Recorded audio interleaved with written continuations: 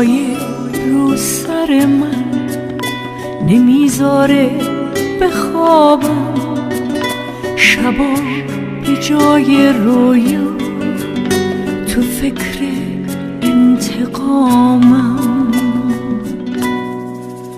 از این سردرگمی ها کلافم گیج و گنگم، میونه عقل و احساس دارم با چی می جنگم.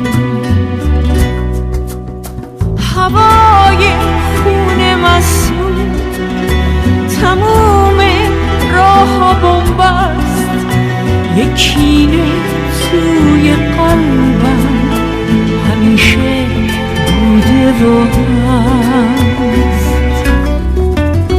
یه وقتا سد محکم، یه وقتا بی ارادم، نمیدونم هنوزم تقاصه چی رو دادم.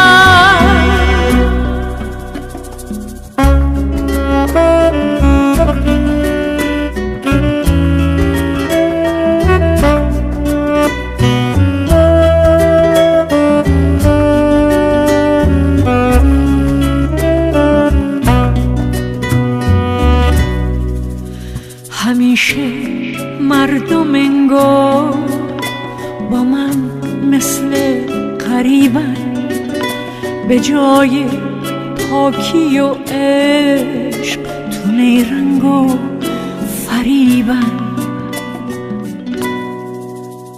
گرفته زندگیمو یه حس غیر عادی، یه بیماری به اسم تب بی‌اعتمادی. هوای خون مسموم تموم راه ها بنبست، یکینه تو